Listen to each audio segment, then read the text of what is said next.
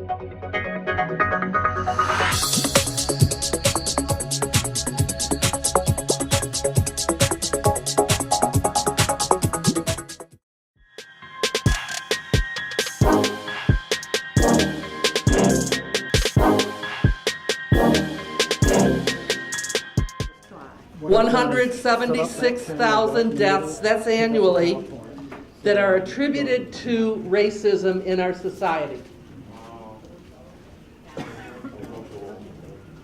You know, we know that racism has taken an upward trend lately. I think with the elections of 2016, white supremacists have become emboldened, and the Ku Klux Klan is seeing a resurgence. But does racism exist in our healthcare system as well? God, yes. God, yes. There is, you know, I think everyone's heard that, or we've heard that.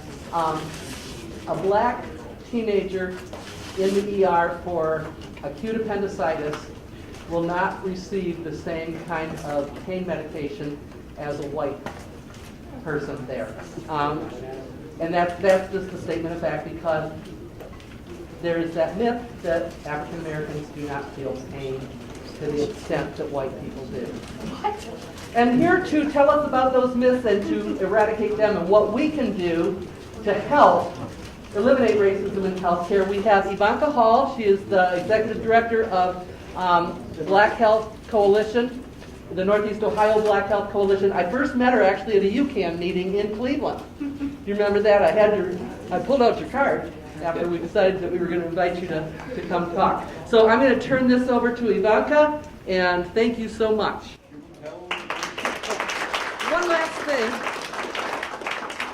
One last thing I did want, I keep forgetting to do this. My mind is going. I want to thank you all for your generosity. We collected $1,084.54.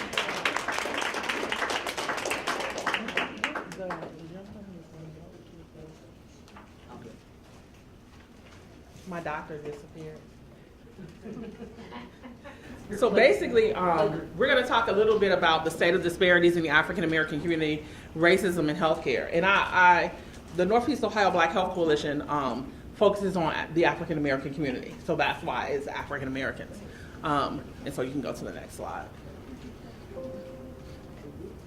So I started the Northeast Ohio Black Health Coalition in 2011. I used to be the director of the Office of Minority Health in Cleveland, and so we, in the state of Ohio, we have a unique position, is that we were the first state to host these nationwide, statewide offices dedicated to minority health. And so one of the things they did with our offices is they decided that they wanted to have local offices of minority health. And so I don't agree with how they positioned us. So they put the local offices within local health departments, so you were basically not free in order for you to look at the issues that were impacting the community, because you were at the discretion of whoever the mayor was and their administration and their health directors. And so that actually prevented things from actually happening. And so in 2012, I walked into my office and I was laid off because the city of Cleveland would not pay my health benefits. So they refused to pay my health benefits, and so they laid me off. And but I had already started the Northeast Ohio Black Health Coalition. And I started the coalition because in 2008, I hosted a local conversation on health disparities, asking the communities to come together to talk about health. And one of the things that I did that was different than the other offices all across the country was I brought in people and asked them to divide themselves out into racial and ethnic groups. So we had a Latino conversation, we had an Asian Pacific Islander conversation, we had a Native American conversation, we had an African conversation, we had people who had an interest in the African American community come together for a conversation. So that means that everybody who said, I have an interest in how these communities are working, sat in on those workshops, right? So that means the African American workshop was not all African Americans. It was everybody who said, I have an interest in working with African Americans.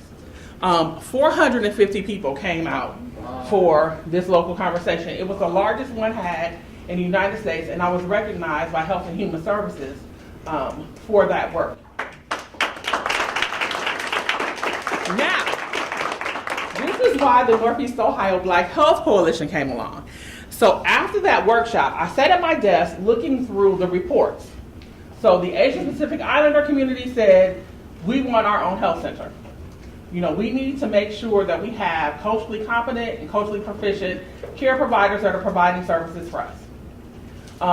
The Latino community said that they wanted a Hispanic alliance. They wanted a gatekeeper.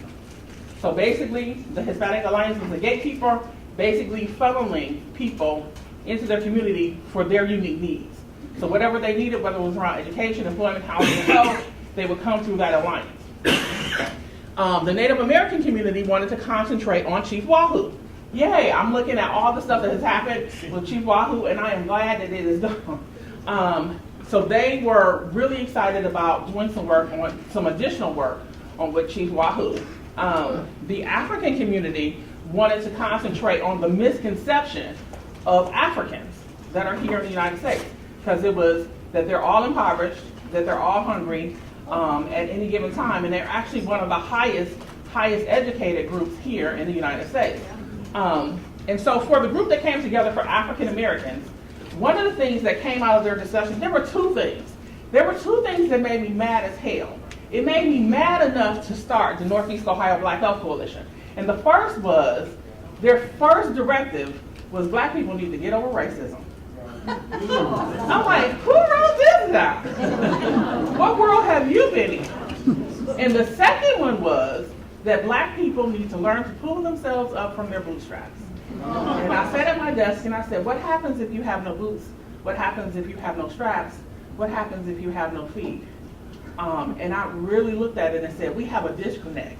So I actually went to other groups who said, we work with African Americans, and said, hey, why don't you work on an organization dedicated to African Americans? And nobody would do it. Now I know why, but nobody would do it.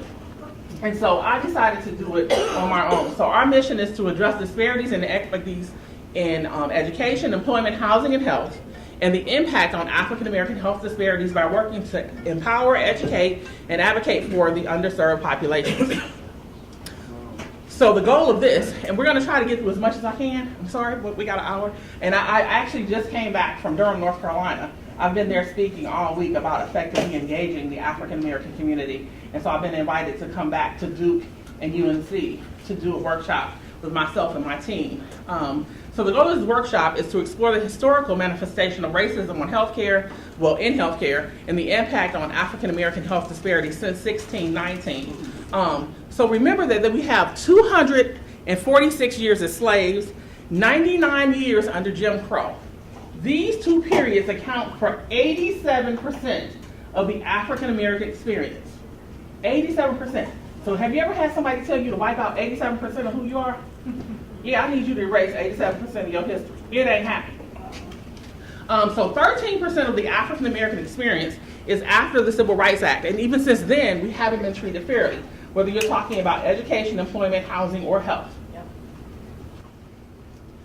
So the objectives are to create a bias-free healthcare experience by understanding the impact of racism on the outcomes of people of color, to recognize racism in its various manifestations, including the most blatant forms of bigotry, to its most subtle, unaware, and sometimes pervasive forms, to provide an accepting and supportive atmosphere for people of color, to heal the hurts that they have suffered as a result of oppression of racism, and to make cultural competency training a requirement for people that are working in the healthcare field.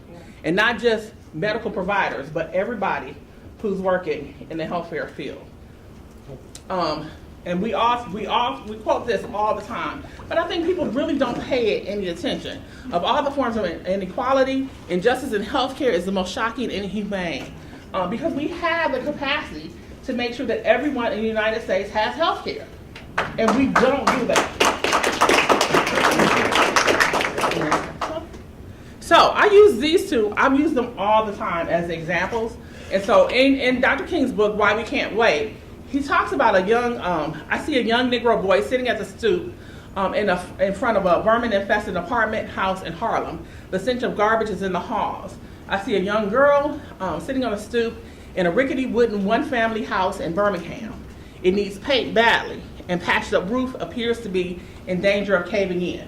And what he goes on to say is that the young man's mother the young lady's mother has had a medical emergency, and she needs to see a doctor, and they had to take her to the Negro hospital, and she died en route.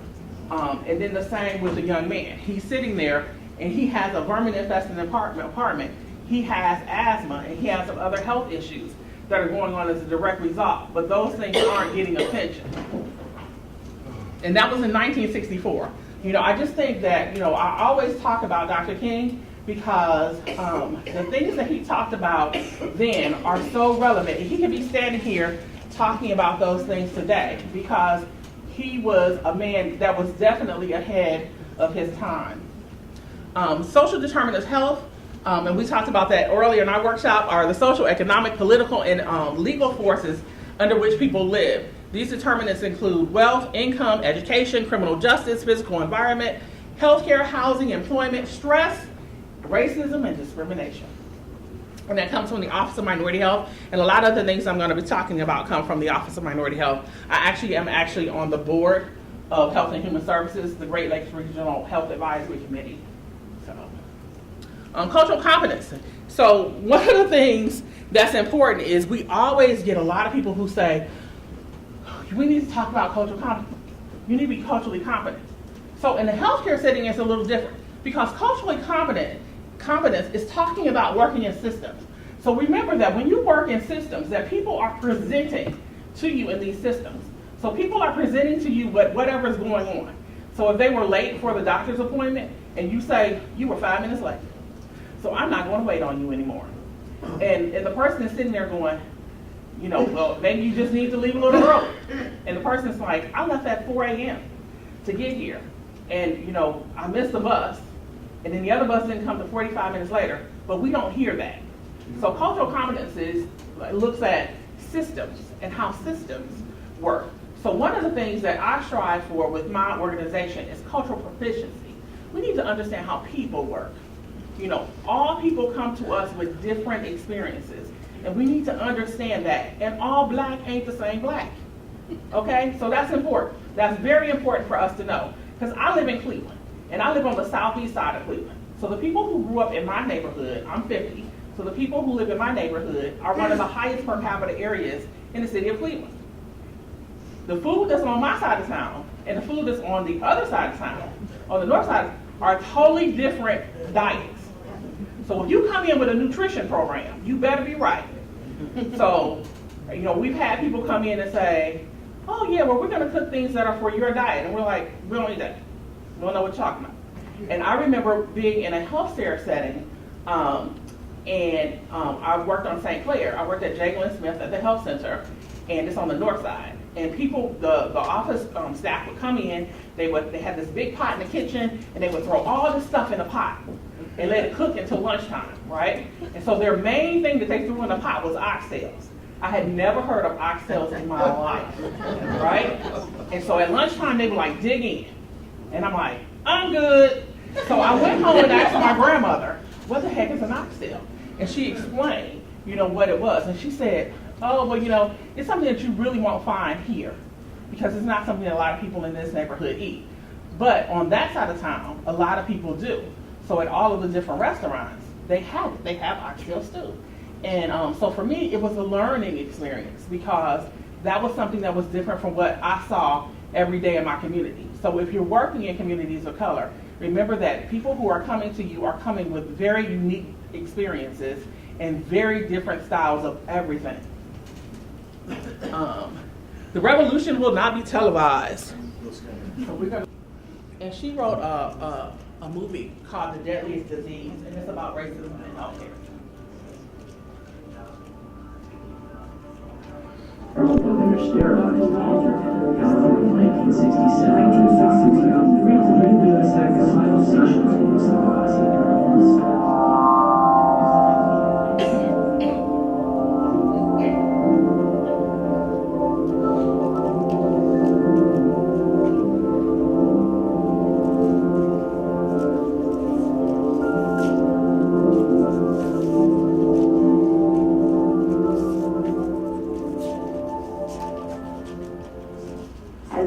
been a time that you have felt mistreated by the healthcare system?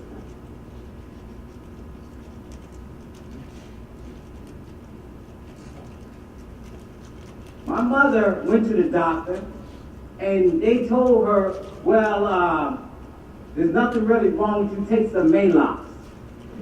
Well, she went home, took the Maalox.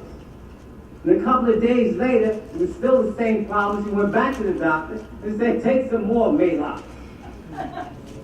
I had to wake up with my mother dying. She had a heart attack, and there was nothing I could do about it because I didn't understand what was going on with her. More than a third of physicians who are practicing today in this country say that when they go to work, they are seeing patients who are being treated differently, they think, because of race and ethnicity.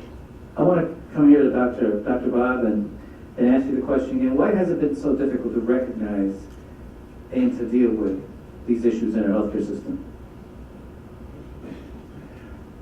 It's really, I think, a lot more complex than simple racism. In my hospital experience, there were other groups that were treated in a disparate fashion too. So I think it becomes very complex, and I don't think we all as providers or actually as patients understand the dynamics really of which of these things is happening. I think we're being just a tad too intellectual about this conversation. You know what I mean? We're talking big words, long sentences, but it's basically fundamental. If you're black or brown or yellow, when you're in a situation, that's what they see. Black body, or you could be the CEO, you could be a doctor, you could be a lawyer, but when they look at you, they don't see doctor, CEO, lawyer, they see skin color and money. I was in my garden, it was a weekend, and my 10-year-old son had fallen from a tree, and he broke an arm. I took him to the emergency room. I didn't take the time to change my clothes, to take a shower. They told me they were going to put him on the fast track. I said, what's the fast track? They said, the fast track is when you put people that is not serious. I'm like, my son has a broken arm. He's strong enough to fall from a tree. You do not know if he's serious or not. And so they said, we're going to do an MRI and see how he's doing. But you're going to need to wait another hour because the shifts are changing. And so I said, you know what, this is when I'm going to need to stop, look at this, and ask you to stop and think what you're doing. I've been here for 2 hours. This is a 10-year-old with a broken arm. Nothing has been done for his pain. Nothing has been done for his arm. You tell me I'm going to wait another hour before you do an MRI because you're hungry? He has not had anything to eat. I have had anything to eat, so what's going on here? They said, you people, you think you deserve, you want health care, and then it's given to you to protest. I said, you people? Who are you talking to? Do you have any idea who even I am? And so then I did something that's probably wrong. I did put my state ID of the health department, I did say who I was, and all of a sudden I was treated very differently. I wasn't anymore a black woman with an accent very close. That is the kind of things that make you do what you do every day. Yep. So it talks about racism and being the deadliest disease. And Crystal Emery was a lady who was in the wheelchair when it started off. Okay. Okay. We must recognize the manifestations of racism. We must examine the assumptions, beliefs about racism. I'm sorry, real quick. Okay. We must work to understand the impact of racism on themselves and on others. And together we can change the healthcare outcomes of the African American community. And it's why we must talk about racism. Structural and societal racism is racial bias among institutions and across society. This involves the cumulative and compounding effects of an array of societal factors, including history, culture, ideology, interactions of institutions and policies that systemically privilege white people and disadvantage people of color. And so it's important for us to look at the bias in our institutions, particularly our medical institutions, and how it works across societies. Institutional racism occurs when institutions and systems of power This refers to the unfair policies and discriminatory practices of particular institutions, including schools, workplaces, healthcare facilities, etc., that routinely produce racially inequitable outcomes for people of color, hand advantages for white people, and individuals within institutions take on the power of the institution when they reinforce racial inequities. And so making sure that we're looking at how the systems of power are working. Are they working to the advantage of the communities that they're seeking to serve? Interpersonal racism occurs between individuals. This is a bias that occurs when individuals interact with others, and their personal racial beliefs affect their public interactions. And internalized racism lies within individuals. This type of racism comprises our private beliefs, our biases about racism, race and racism influenced by our culture. So we bring our own set of racial beliefs to the table when we sit down at the table. Yes. So, historical. We talk about, everybody talks about Tuskegee. Like every time they're talking about African Americans not participating in studies, the first thing they do is say, well, you know, it's because of Tuskegee. No, it ain't. It's because of slave medicine. So slave medicine. So remember we talked about this 87% of the experience? So slave medicine. So how many have heard of Dr. Marion Sims? Almost everybody in the room should have heard of him. He is the father of gynecology, right? So the father of gynecology. Last week, the city of New York removed the likeness of him from as the father of gynecology, who experiment on black women. They removed his statue from Central Park. He used African American women as guinea pigs with no sedation, no anesthesia, no nothing.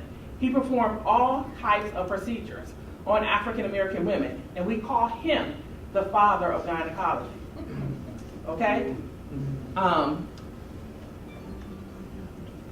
Historical. So we talk about the Tuskegee study. So black people call it an experiment. Okay? Other people in other places call it a study. It was an experiment. And it was an experiment that was conducted by the United States Public Health Service. And it started off in 1932. It didn't end until 1972, y'all. 1972. And there were 632, 622 African American sharecroppers. They were given free health care. So basically they said, look, we're going to give you free health care. We're going to provide your meals. We're going to give you free burial insurance for participating in our study. So if you can do this, and we're going to tell you it's going to last for 6 months. So 1932, 1972. That's the 6-month study. Okay? They basically told them they had bad blood. But even when penicillin came along as a cure, they were denied treatment. So they passed it on. They're saying it was only 40 wives, but we're talking about 622 men. So they said it was 40 wives contracted the disease, and 19 children were born with congenital syphilis. So it's important for us to understand that these are the things, the backstory. Marion Sims, the things that were going on with slaves, the things that are going on historically that make African Americans have a distrust of the medical establishment. Yes. George Washington Carver. So George Washington Carver was a scientist, inventor, and educator. So what they looked at with George Washington Carver, very bright. So what we have found out later on in life, like within these last few years, is that he was born into slavery, but he was castrated as a young child once he became a house servant, okay, as a way to ensure that he would not rape his owner's daughter. So if you've ever heard any footage of George Washington Carver speaking, it sounds like a female. Fannie Lou Hamer. How many people have heard of Fannie Lou Hamer? She's my idol. Like, I want to play her in a movie one day. She's a civil rights leader. She was a philanthropist. She was diagnosed with a small uterine tumor in 1961. She checked into the hospital to have it removed. Without her knowledge or consent, what they did was they performed a complete hysterectomy. And so she actually called it a Mississippi appendectomy. Because Mississippi was known for how many forced sterilizations they did on women. So was North Carolina and a lot of other southern states. So the hysterectomies were given to poor and unsuspecting black women. 60% of the women in Sunflower County were subjected. 60%.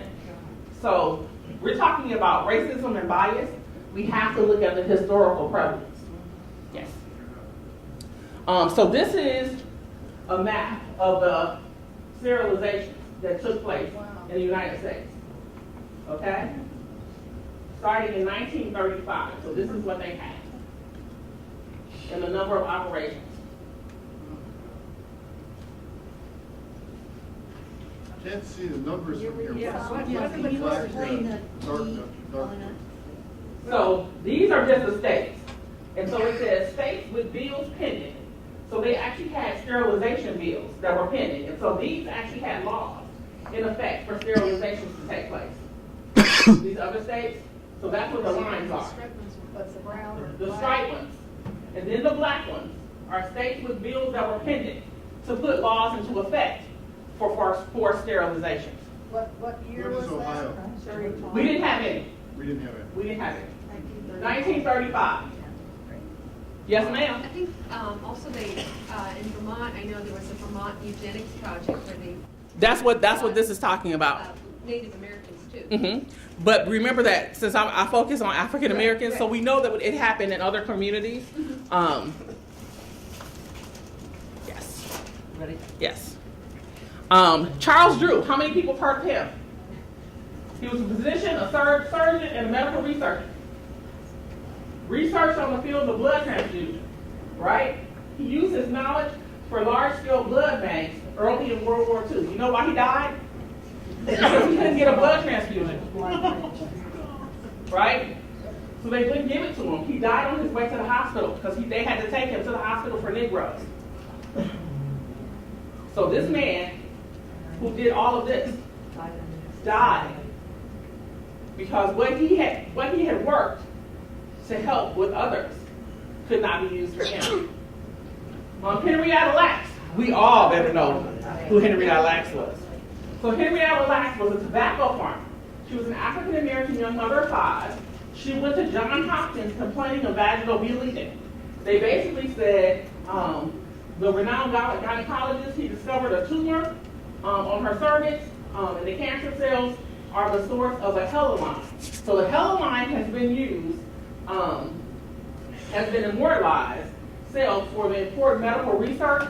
The HeLa line has been used for all types of medical research, totaling in the billions of dollars. And her family never received any compensation. All right? Present. So 90% of African Americans report facing discrimination in their lifetime. So 90%, not 9%. So 90% face some type of discrimination. You saw it in the video when people said, do you feel like you've been discriminated against? African Americans continue. Is that in healthcare or in all things? No, this is in all things across the lifeline. African Americans continue to show higher prevalence than majority populations for diabetes, hypertension, and cardiovascular disease. But they have also shown that we have received a lower quality of care than whites. So discrimination is defined as a differential treatment of members of groups by individuals, both individuals and social institutions. It has an adverse effect on the physical health and mental health. So remember that when you're being discriminated against, it not only takes a toll on you physically, but mentally. Just to think, I'm being treated like this because I'm an African American person, or I'm being disregarded because I'm a person of color, or because I'm a woman, So those things are important for us to think about. Black men in general report higher levels of racial discrimination than black females. Okay? Unconscious bias. So your background, personal experience, societal stereotypes, and cultural content can have an impact on your decisions and actions without you even realizing it.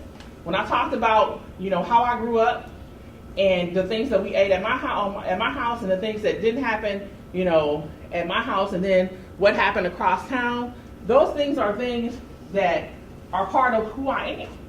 You know, so nobody should in here should say, or anywhere else should say, you know, I have no bias on anything. Because everybody has bias about something.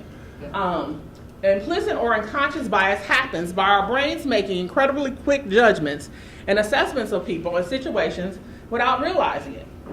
And usually that's what we do. I mean, I get so many people, as soon as I walk into the room, they think I'm like the help. Like, oh, do you know where the garbage is? Do you know where where's the kitchen? Or, you know, even with the work that I do all over the community. I have a bachelor's degree in political science and history. I have a master's in public administration with a focus on public policy. I have been in many rooms where as soon as I walk in, it's, oh, well, do you want to help in the kitchen? No. No, I don't want to help in the kitchen. So in present, what we have is perceived discrimination. We have medical mistrust. We have race discordance. So race concordance occurs when race of a patient matches the race of his or her physician. So usually, you know, if the race of the patient matches the physician, you know, the person will usually tell the physician a little bit more. You know, they won't feel as uneasy. But when they have discordance, that's when we start having white coat syndrome. People come into the doctor's office, and if you worked in a medical profession at all, we have folks that as soon as they see a white coat, they freak out. Their blood pressure goes up. We usually have to put them in another room, like, oh, let's take your blood pressure again in a few minutes, sweetie. You know, because your blood pressure is extremely high. And so poor communications, sometimes people aren't communicated with because they're looking at them and saying, well, they're not going to understand what I'm talking about anyway. And then you come back out to your family, and your family's like, so what's wrong? Oh, you know, they don't really know. Yeah, they knew, they just didn't tell you. Cultural trauma, you know, the things that people, the historical trauma that people have faced is actually something that we have determined is interwoven in their DNA. And so that means that the things that happened to their ancestors are the things that have followed them through their lives. So even though the things that happened to my ancestors didn't happen to me, I feel it. And we talked about white coat syndrome. And I'm sorry I'm rushing y'all, but I want y'all to get through it. Cancer. So women are more likely to die from breast cancer, African American women, than any other ethnic group. African American women are less likely than white women to have breast cancer diagnosed from a mammogram. And that's because of the types of breast cancer. And usually it's, when we're looking at black women, it's around triple negative. And a lot of them don't do mammograms. Like, you're like, did you do your mammogram? Oh, they would call me if something was wrong. African American men are twice as likely to develop prostate cancer in their early 50s and twice as likely to die from the disease. And so we see that all the time with African American men. We're like, well, did you get a prostate exam? And they're like, do you know what a prostate exam is? No, but I saw somebody on the TV that said you had to bend over and cough. And they're like, oh, I'm not doing that. You know, and African Americans have the highest mortality rate of any racial and ethnic group of all cancers combined for most major cancers. Death rates of all major cancers, causes of death, are higher for African Americans than whites, contributing in part to lower life expectancy for both African American men and women. And the same thing with obesity. When we're talking about African American women, in 2015, African American were about 1.4 times more likely to be obese or as non-Hispanic whites. African American women, 60% more likely to be obese than white women, and African American girls, 50% more likely. You can advance to the next slide. But I'm going to give you a story on that. So I am a heavyset black woman. I found out I had thyroid disease because I'm like, something's going wrong. Like my face shape changed and all this stuff, and I went to the doctor and I said, look, something's wrong. So I showed them a picture. They said, oh, she's pretty. I'm like, she's me. Yeah, she's me. And they're like, oh, let's go find out what's wrong. So in the meantime, they said, we're going to send you over to a nutritionist because your numbers are okay, but we know that something's going on. So we're going to send you to a nutritionist to see if they can kind of balance some stuff out. So I walk into the nutritionist's office, and I sit down. The nutritionist is a physician, so he is a doctor. And I'm sitting there, and he walks in, he takes one look at me, and says, well, you know, if you stop drinking pop, you can lose 20 pounds. Oh, yeah, right. And I said, excuse me? And he said, yeah, you know, if you stop drinking Pepsi, you can lose 20 pounds. I said, what are you talking about? Well, if you stop drinking RC, so he's gonna like name off all the Coca-Cola. So I said, I don't know what you're talking about. Is there somewhere in my chart that it says that I like have an addiction to Coca-Cola, Pepsi-Cola, RC? And I said, I'm here because something's wrong with my thyroid. And he says, oh, really? Telling him. Okay, to me, wrong black woman to be sitting in the office. Yeah, I'm already having problems because I'm here. And then you're like, oh, well, if you stop drinking Pepsi. But for him, I mean, it flew out, which meant that it comes out of his mouth all the time. That means that when he sees African American women, then the first thing he starts talking about is soda pop. Well, you know, you wouldn't be in here if you stopped drinking pop. And I'm like, well, all black people don't drink pop. And then when he gave me a diet, it had all this pork and all this beef. And so I told him, I said, well, I don't eat any pork or any beef. And he said, well, what do you eat? Because obviously you eat something. Right? Yeah, talking about punch in the face moment. Yeah. I was like, look, this is about to go from the doctor's visit to the WWF in here in a minute. But he was just real, I mean, and I told him, I said, you are so insensitive. I cannot believe that this is how you treat people that come in here for services. I just totally could not believe that this man was actually a physician. I went back and I talked to his superiors and said, you all definitely need some cultural competency training over in this unit. Because if this is what he's doing to me, what is he doing to other people who aren't me? Because I'm going to challenge you every step of the way. So what happens when people don't challenge you? And a lot of African Americans don't challenge medical professionals, okay? Hypertension. So African American adults are 40% more likely to have hypertension. They are less likely than their non-white, non-Hispanic white counterparts to have their blood pressure under control. African Americans are 30% more likely to die from heart disease than non-Hispanic whites. And African American women are 1.6 times more likely than non-Hispanic whites to have high blood pressure. My grandmother found out that she had high blood pressure probably when she was, I want to say in like her 50s. She went to the doctor and they said, you know, you have hypertension, you know, we need to do something to get it under control. She said, okay. So she started changing her diet, you know, the things that she ate. And she did a great job. Like, she has never been on any type of medicine. My grandma was 87 years old. But when she goes to the doctor, I'm like, are they making sure that your hypertension is okay? So while they were checking her hypertension, what happened was they prescribed her aspirin and other pills for her pain that she was having from another procedure, right? The pain, the medicine that were prescribed shut down her kidneys, right? And so when I was a kid, my grandmother went into surgery and she was having, she had a boil on her behind. So she went in to have this boil removed. And so when they went in to do the cyst or the boil or whatever, and it was pretty deep. So afterwards, she kept complaining, I have pain in this area. Like, I am in the worst pain ever. Like, I'm in more pain now than I was before I went to the doctor. She complained about it for a whole year. And finally, she went to the doctor, and another doctor was there, and he said, I'm going to give you an x-ray.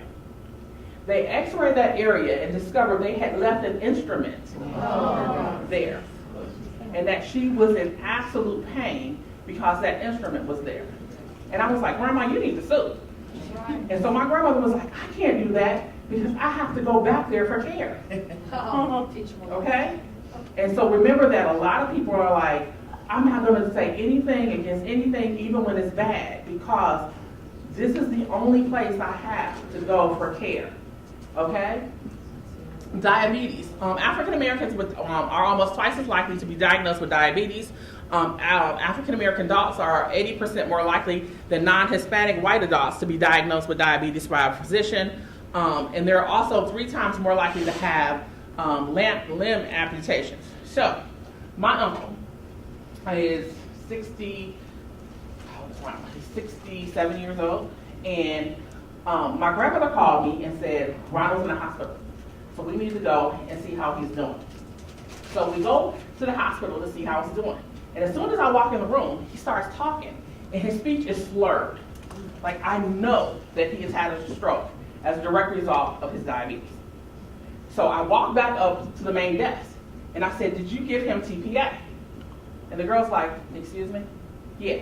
Did he get TPA? Like, maybe you don't understand. And so she says, like, who are you? So I had to pull out the credentials. So I pulled out the credentials and said, my uncle has had a stroke. She says, oh, he's drunk. No, she told me his diagnosis was acute intoxication. And I said, no, he's had a stroke. They went back in and found out that he indeed had a stroke. So now they were ready to release him from the hospital. They had him in the hospital for 3 more weeks because he had a severe stroke. His speech was slurred. Like he came in with he fell at the house. That was one of the reasons why he was there. His blood pressure was high. He had diabetes that was uncontrolled. And they said, you have acute intoxication. That's what his diagnosis said on the paper.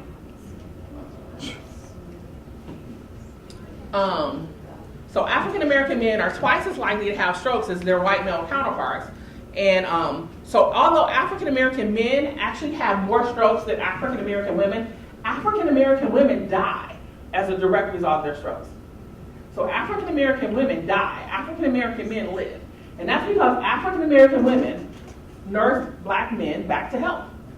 And when something happens to us, we have nobody that can take and reciprocate what is done to them. So we die. And so I talk to people about that all the time because I used to be the director of the Northeast Ohio Cultural Health Initiatives for the Heart Association. Black men are 60% more likely to die from stroke than their white counterparts. So risk factors are obesity, hypertension, high cholesterol, and cigarette smoking. You know, we have, like, even though we have a lot of people who have quit smoking, a lot of our young teens smoke a lot. And they not only smoke, but they smoke cigars and cigarillos. So remember that those things, cigars, are 8 cigarettes. So they're smoking a lot more because of the type of cigarettes, smokes that they're selecting. Blueprint for health equity. So in order for us to actually get to health equity and to address racism, we have to have universal health care. We have to bring back grounds in the community and in the facility. When I worked at the hospital, one of the things that we used to do is we would have the physicians, we would take them around and introduce them to everybody, whether it was service staff or whether it was the housekeeping staff. So they knew everybody that was there because we are all a connected unit. Because remember, patients talk. So patients may not tell you what's wrong, but they may go tell the housekeeper what's wrong. That's right. Okay? Because if you don't look like them, they may not tell you. So they may come over to talk to somebody else. Okay? And so for me, it was important for us to make sure that we had those rounds. Because those rounds let them know who their partners were in health. Because when you're working in a healthcare setting, everybody that's in that setting is your partner. I would have a patient, we had a patient who would always come in and cuss out every doctor in internal medicine. I mean, really, like, cuss out every doctor. And they would call me in social services and say, Yvonka, we need you to come down and calm the patient down. And I'm like, and I would get down there and I'm like, okay, stop cussing out everybody. I need you to take a deep breath. And she's like, I'm sick of these people. Well, what she was mad about is, and she had a good reason. So she was diagnosed with HIV. But if you looked at her labs, she should have already been diagnosed 20 years ago. But nobody ever told her. And so when they finally told her, she was absolutely pissed. Her T cells were 0, and she was just like, I'm going to die. I mean, that's what she looked at it and said, I'm going to die. You know, why did they wait until I'm going to die in order for them to tell me that this was wrong? And so we see that a lot of times when we're talking about healthcare settings. So don't think that all of a sudden that all health is fair health. And that when people come in and present and they tell you what's going on, that there's automatically a diagnosis and their treatment is done. Don't think that Tuskegee doesn't happen today. Okay? And I can tell you. And the reason I'm telling you is my personal stories is because this is why I do what I do. Okay? My mom was murdered in 1974 in front of myself and my younger brothers. And she couldn't get to the hospital. And then when my younger brother was 15, there was a hospital right around the corner from us. He was hit by a car in a racial incident, and he died because they had to try to send him to a hospital that was across town because the hospital around the corner was not a Trauma 1 center. So they were not able to handle his trauma, and he died. He was 15 years old. He was looking forward to his 16th birthday. He was looking forward to being able to drive. And so we have to know that when patients present to us, that they're coming in with all of the things that are going on with them. And one of the things that I did want to say is that years ago, I started off as an HIV researcher about 25 years ago. And the reason I was brought in as a research team is because they had illegally tested a bunch of babies. And so when they tested the babies, they found out the babies were HIV positive. When they found out the babies were HIV positive, because they had illegally tested them, they never told the mothers. They released the mothers to go home. So most people who have babies think that if something's wrong with me, they will tell me why I'm here. And they didn't. And they hired a team to go out and find these women. And I was young and didn't understand. And when I understood, I've been raising hell ever since.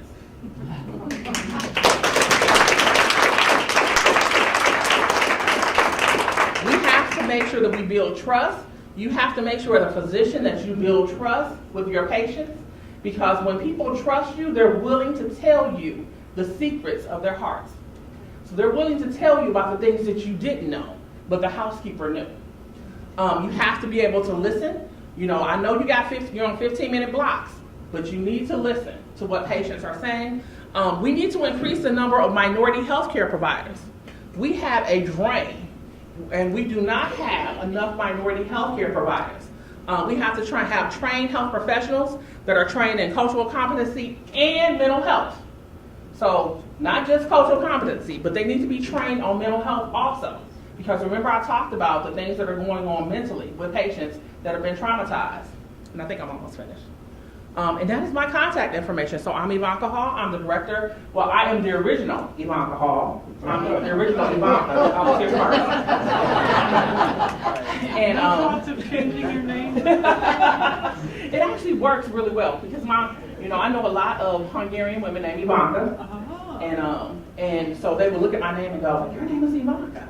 But I'm Yvonka Hall, and I'm the director of the Northeast Ohio Black Health Coalition. We are the first coalition of the state of Ohio to focus on African American health disparities. We actually work with about 8,000 people a year. We are a non-funded organization. We do a conference every year that brings anywhere from about 350 to 700 people come out to our conference. And in order for me to bring people from across the country, I sell dinners from my house to fly in my speakers. So I know how to do grassroots organizing, and I know how to bring people together, and I know how to make sure that our voice is heard on the issues that matter to us most. Because a lot of times what happens is when people are in their most need, their priorities are not physicians' priorities. So we need to make sure that our patients' priorities are our priorities, because we want to make sure that people have a better quality of life and that they have improved care. And I think that for us, that's why it's so important for us to talk about racism. One of the things that we talk about is health in all policies, but we have to talk about race in all policies too, because that's important. Because when you have a climate such as this in the United States of America, we have to talk about the impact and the continual impact of race, particularly when we're talking about 87% of someone's experience here. So I thank you for your time.